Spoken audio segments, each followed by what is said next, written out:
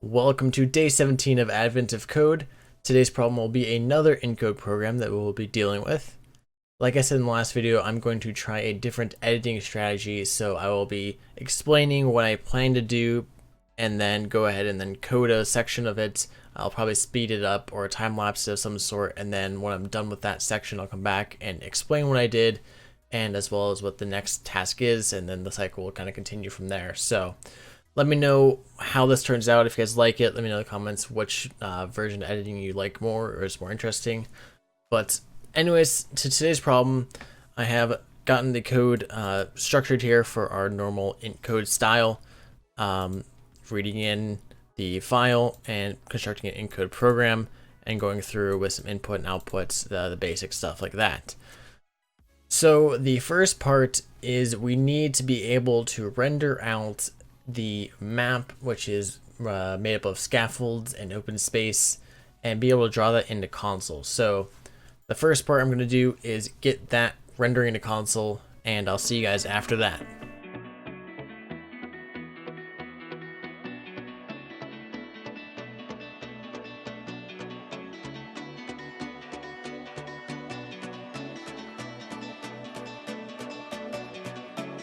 Okay, so that actually didn't take long. I thought that might take a little longer, but either way, it's just a simple if-else here. The outputs are in ASCII format, so actually I don't know if I would need... Hold on, do I even need that 10? Or can I just output the char? Will that catch new lines? Oh, it does. Never mind, so I didn't even need that. Okay. So that was completely pointless to have a time lapse of that. But either way, so that's all I need to do is just output the characters. So we have the map here outputted, and actually I realized I shouldn't have done that because I will also need to store these into a map. So I will actually need more logic here. Thinking ahead, but so the next step will be to actually take these and store these into a map. That way we can then read it for the next part. So let's go ahead and do that.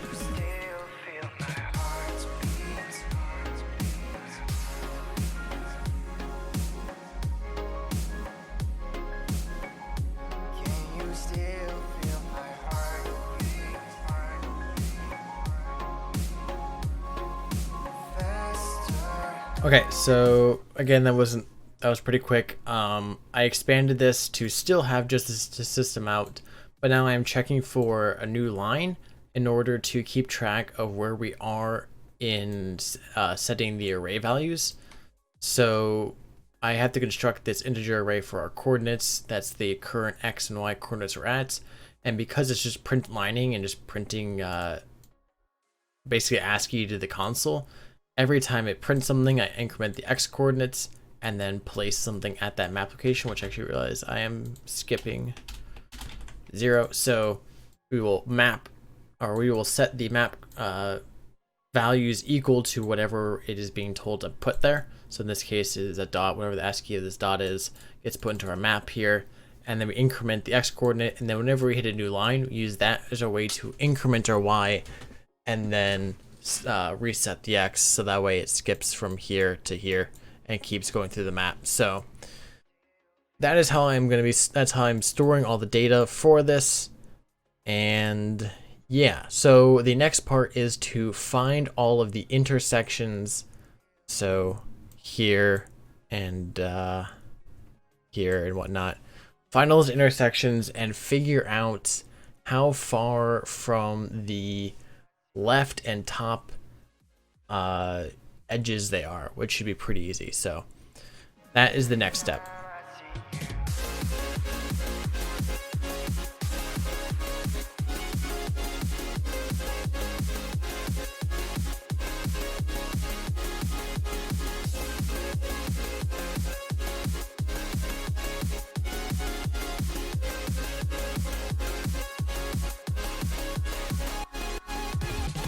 Okay, so we've gone through and I just did a simple if statement here that has 5 cases to check that the position we're at in the map is a scaffold, which is this character, and then it checks that the one above, left, below, and right are all scaffolds as well.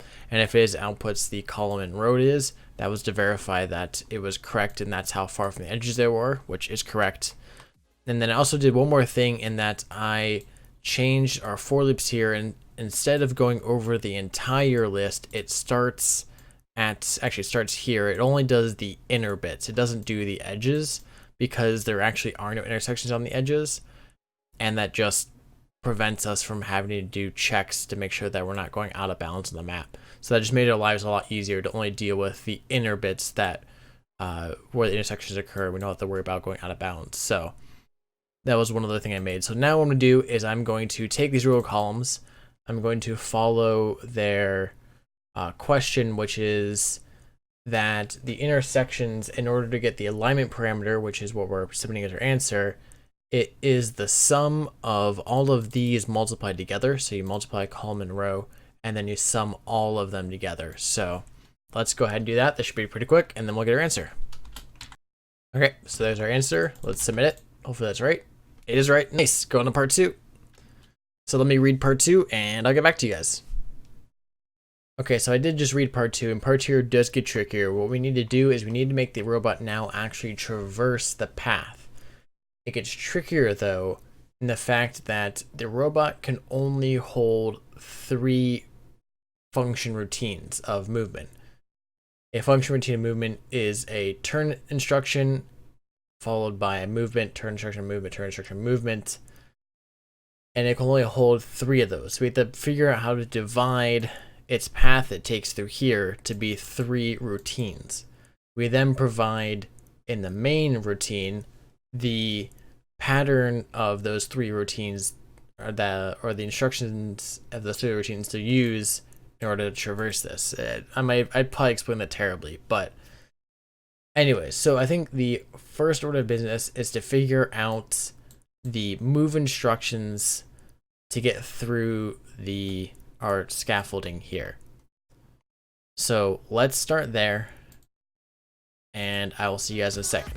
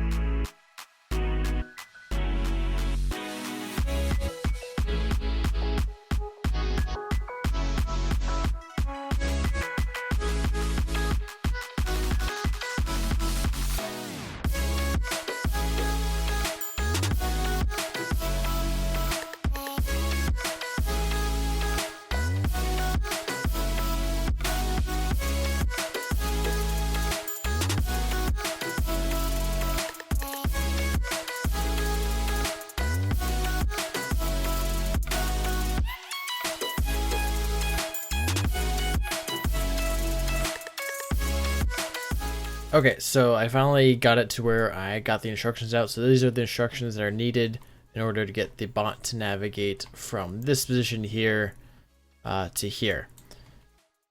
So I don't think I'm going to do this my code, I think I'm gonna do this by hand just because I don't know any good pattern figuring out techniques. So I'm probably gonna do it by hand to figure out the three routines that will get the function to where it needs to go.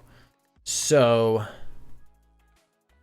let me figure those out, and then we'll still use it like this, but I'm going to figure out the three routines, and then I'm actually going to then, using those three routines I calculate to do it automatically to grab everything, to grab necessary info to translate it for the program. So let's go ahead. I'm going to go ahead and try to figure this out by hand, and I'll see you guys in a second.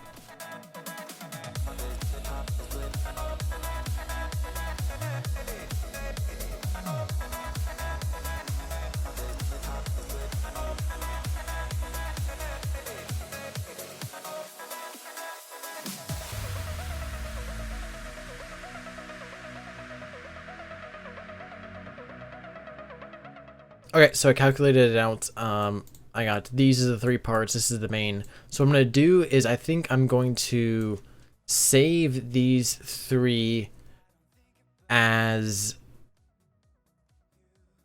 save these three in code, hard code them, but then recalculate M every time. So what I'll do is I'll just take the main, so what this output is, and I'll simply replace this string first, since it's the longer one, with A, then replace this string, since it's the next longest, with B, and then this one, the last longest, with C. So let me go ahead and put these. Actually, first thing we do is we actually have to convert this from a list to a string. So let's convert this from list to string, and then save these, and then I'll go from there.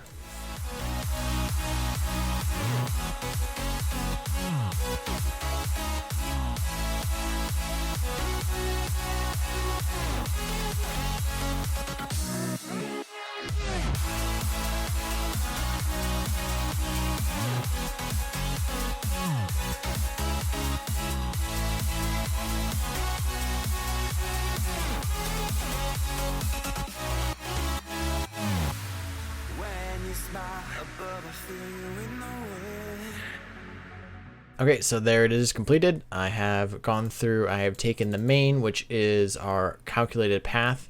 Basically, I go through and I remove all the spaces. I replace routines A, B, and C with A, B, or C. I then remove the brackets because of how Java formats arrays.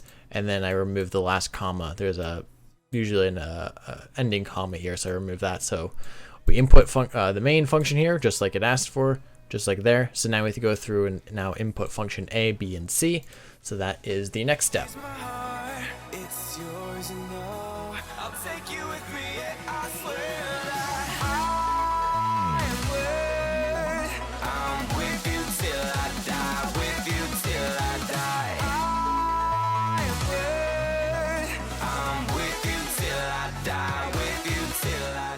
Okay, so I've gone through, I've gotten the routines and all this stuff working.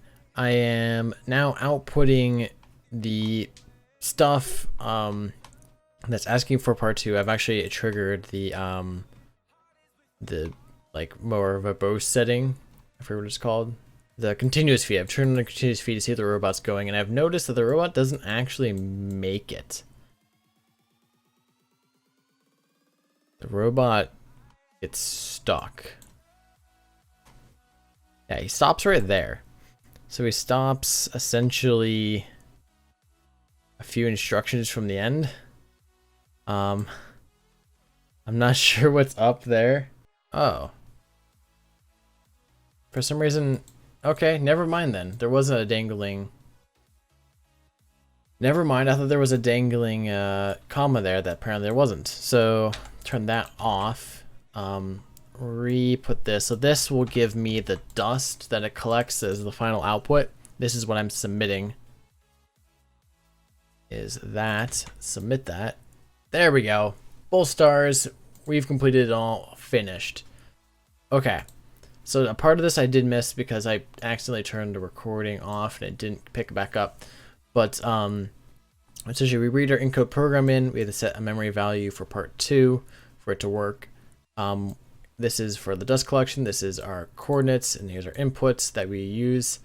So every time we request or an input is requested, we hold the stage of input it is, since there are 5 stages of input. The first stage is the main, then the 3 routines, and then the continuous video feed. So I guess it's stage, but it's also just state, I guess, what input state it wants, or what input specifically it wants is what I use this for. And then I also use this need new input as the way to know if it's actually asking for an input, and then if we have finished giving it input. But because of how we give it input, every time it asks for input, we're giving it a new ASCII value. So either C or comma, B, comma, we're giving it some ASCII value from this input. So I had to use a Boolean there to determine if we're actually needing a new input or if we're still going through and giving an input that's queued to be put into the machine. And then I do some fancy outputting just so you can see it visually here. And then when we execute the program, when we get output, again, I use that state here to know what the output is giving. We output the coordinates once here, and then we actually output it again. But the first output, we use it to store into the map. So that is that bit. And then lastly, for part 1, this is what gets the alignment parameters for part 1. We go through the whole map, find the intersections, test that the above, or the current one we're at, the one above, right, left, and down are all the pound symbol. And then we do some simple math there. And that's it. There was a little bit of calculate pathing. The calculate pathing was actually fairly simple. All we did is we just went, first it had turn right, but that's still calculated here. So basically, you go forward until you hit to a point where the next tile or next tile in front of you is not a scaffold. What you do is then you look left, look right, whichever direction has a scaffold, you turn that direction. We don't care about intersections because we just go straight through intersections. The only time we turn is when we hit a point like this where it's going here, and then we turn right, turn left, turn right. Like it's actually a very easy pathing. You only turn at corners, not at intersections. So the pathing was fairly easy to do, just straight until we turned. I updated the vector2i to add a move function here to move in a direction, and then also added a direction enum to help me with turning and what direction we're facing that I probably should have added a while back. But at any rate, that is day 17. I will see you guys all for tomorrow for day 18. See you then. Peace out.